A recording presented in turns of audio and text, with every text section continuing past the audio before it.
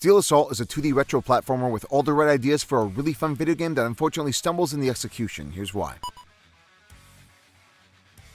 If you were to merge Castlevania with Mega Man, the end result would basically be Steel Assault. You play as Taro Takahashi, a member of some resistance who's also a one-man army. You're blazing through levels one section at a time, whipping out a never-ending cavalcade of enemies every step of the way, and in between is a series of platforming challenges that require precision timing and a zip line. The gameplay is as straightforward as it gets. You have one whip attack with multiple directions, you can slide on the ground with a set rest time, there's a jump and double jump, and of course you have the aforementioned zip line with one button dedicated to each action. It's simple, intuitive, and when it works, it's a lot of fun just whiplashing your way from A to B and dodging enemy projectiles. For what the game offers, there's a real variety within each and every level in terms of enemies, set-piece challenges, mini-bosses, and especially the boss fights, more on them later. Levels aren't long either. Unbroken, you can beat each and every one in about 10 minutes or less. And that's honestly exactly what I've always wanted from video games, especially platformers. The gameplay loop is really simplistic while also moving at a fast rate. You want to keep the pace chugging along from level to boss fight and onwards, rinsing and repeating with new settings and enemies every step of the way. You don't want levels to drag on because it's going to make all the restarting that much more frustrating. And that is definitely something emphasized by this game because unless you're playing on any mode besides easy or very easy, this game may as well be called Live, Die, Repeat. Seriously, even on normal difficulty, this game is freakishly hard, and unfortunately it's not in a good way either. Because the difficulty didn't stem from natural gameplay challenges the way games like Shovel Knight or Blasphemous do. It stemmed from things like excessively cheap enemy placement, where enemies will be right at the edge of tiny platforming segments and you have to just pray you can hit them and land before taking damage and getting knocked off a platform. Or how every attack does 2 bars of damage instead of 1. Or the way every single boss has twice as much health as they do on easy mode. The window to avoid enemy attacks in a lot of these segments is just so razor thin that unless you're one of those hardcore gamer types, they're next to impossible to get through without losing a whole lot of your health. And the problem there is that half of those segments conclude with a mini boss battle that's also impossible to beat unscathed, leading you to dying and redoing these frustrating segments again and again just to get killed halfway into a mini boss fight. And part of that also stems from clumsy platforming design. See, I'm a huge fan of 2D platformers. I have been for almost 30 years. Yes, I'm old, shut up. But I'll tell you right now that if you get jumping wrong, then a lot of your platforming challenges aren't going to be fun. In Steel Assault, jumping just feels stiff, like you aren't reliably jumping nearly high enough to avoid a lot of enemy attacks, especially in a lot of the boss fights and mini-bosses against giant mechs. And the double jump is almost laughably useless. A lot of that is because you're supposed to use the zipline to really accelerate yourself to platform.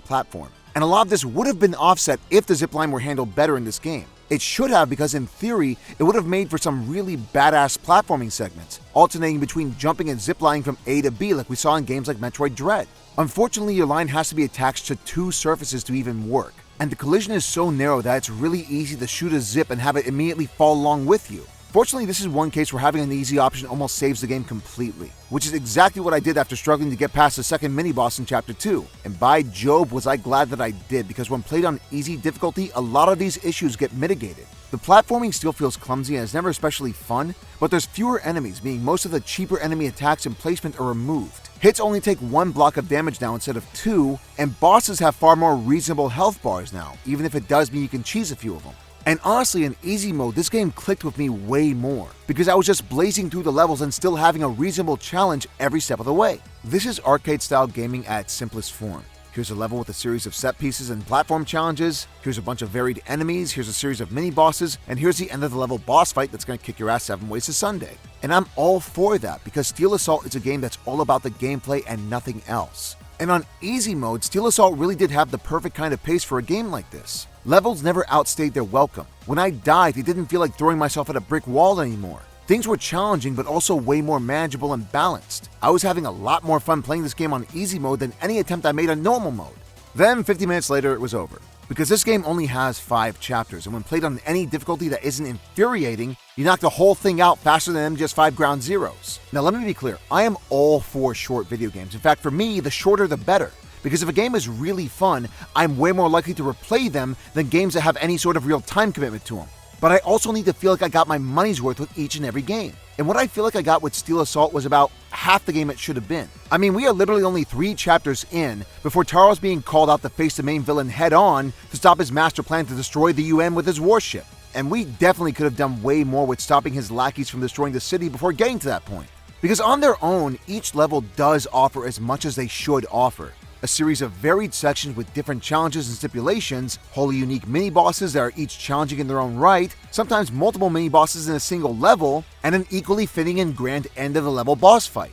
The levels themselves are a perfect length, but the fact that they are so short means that you definitely need more of them. Now granted, the game's only $14.99, but so are a lot of really great indie games, and each one mostly does still run at a long enough rate to get your money's worth. This is a game that moves at a nice, refreshingly brisk pace, but by the end all I was really thinking was, wait, I'm already on the final level? And the problem there is with only 5 levels, good as they are, that's simply not enough to feel like you're getting the full gauntlet to be content with when you replay a game like this. It's the same reason I don't just replay the first raw hour of MGS1 or the first 2 acts of MGS4, the only parts of either game I genuinely really like all that much. Because even if I am having fun, I'm not having enough of the full experience to feel satisfied with. And no, I don't think padding the runtime by just making the game excessively unfair and harder difficulties makes up for the lack of content this game has to offer. I understand that this was a Kickstarter game, funded for less than $9,000 before finding a publisher. So it is very likely that this was all the devs could afford to make, and hey, for what it is, on easy mode at least, it is a fun way to kill an hour. But I don't get enough from the game that I feel like coming back the way I do with other indie games like this.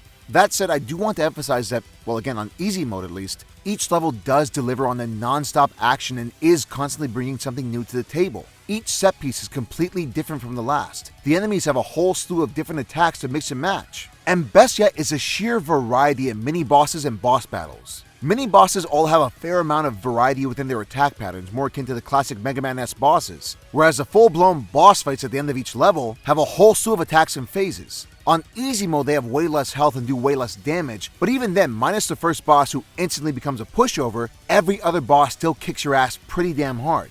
It's in the boss fights that the combat really does come alive, forcing you to do as much jumping and evading as you do whipping their weak spots over and over. Each and every boss and mini-boss is inventive and definitely a highlight of the level, but just like the game as a whole, they're all marred by some design oversights. Like the lack of checkpoints leading into every boss. I couldn't appreciate half of the mini-bosses because I never had the full amount of health to fight them with, and I always ended up just wanting to get through them as fast as possible, lest I have to redo more frustrating segments all over again. Or how unreliable some dodge and attack instances can feel. See, the final boss is the only boss in the whole game you have to fight head-on in a proper mano-a-mano showdown. Every other boss is piloting a giant mech, and the issue there is that they each require getting up close since your whip attack doesn't have the best range. But upwards directional whipping can lead to you often walking right into the boss and damaging yourself just to land a hit. And with how intense some bosses get, they often force you to just spam the attack over and over whenever you get a chance. And I'd honestly rather bosses let me savor the fight instead of constantly feeling like I gotta bum rush them or else die and go through a whole section all over again because of the goddamn checkpoints. Ultimately, the bosses, like the game as a whole, demonstrate the sheer effort and quality that went into designing them. There's clear imagination and craftsmanship behind each and every element of this game, which shines beautifully. But it's a series of little things that dampen the experience, combined with the big thing of there just not being enough game here to be satisfied with, that ultimately hurts this game overall. And that's kind of the key takeaway here. There just isn't enough of Steel Assault to be satisfied. And while what we get is often both action-packed and enjoyable, it's just as frequently flawed and frustrating. And speaking of skimpy, let's talk about the writing. All 2 minutes of it. The premise here is that you are Taro Takahashi, cybernetic resistance fighter hell-bent on stopping the evil General Pierce, both to end his evil schemes and get payback for him killing Taro's parents or whatever. Good guy wants bad guy dead, bad guy eventually gets dead, the end. The writing of Steel Assault doesn't matter one iota. And whereas with the gameplay not having enough was a detriment, here that's A-okay. This game knows what it's all about. It's here for big, dumb fun, and it delivers that in spades. There's no meat to the writing, just the bare minimum glue needed to chug through the levels as you tear through the bad guys at a breakneck pace. Like those big action-packed cartoons of the 80s. And nowhere is that more present than the soundtrack. Seriously, listen to the music of this game and just tell me that it doesn't get you amped to just take on the whole goddamn universe.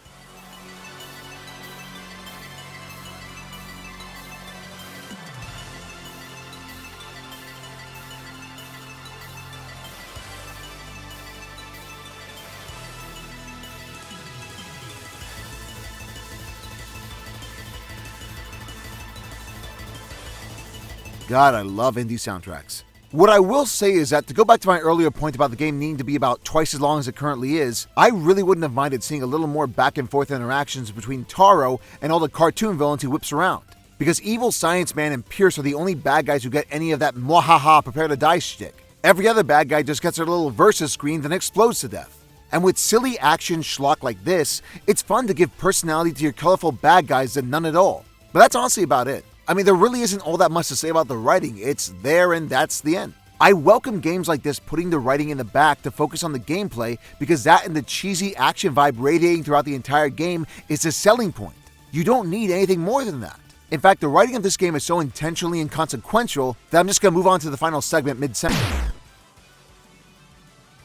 I gotta be honest, I expected to really like this game a hell of a lot more than I did. I mean, you guys gotta understand, the idea of Steel Assault is my ideal video game. A game that's short burst, action-packed, loaded with boss fights, unhampered by cutscenes. Just a short, sweet, and to-the-point romp to pick up, play, and replay at your leisure. What's here is good enough that I genuinely am excited to see what the folks at Xenovia Interactive whip up next. They know how to craft quality levels, a rock-solid core gameplay loop, and design some really well-made boss battles. The quality of what they brought to this game shines beautifully, and if there were just more of it than there currently is, even the bigger design shortcomings could easily be overlooked for just what an absolute blast this game would be to blaze through.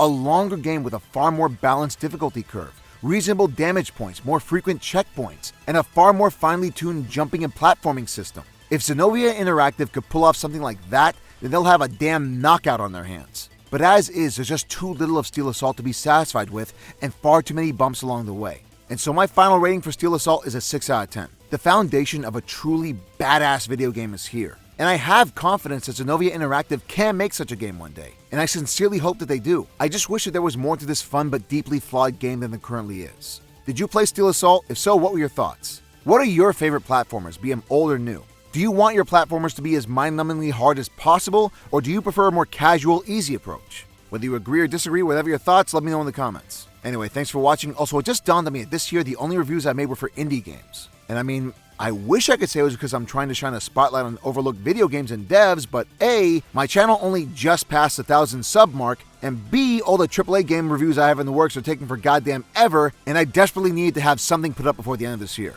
Happy New Year's, kids. May 2022 suck marginally less for every last one of you.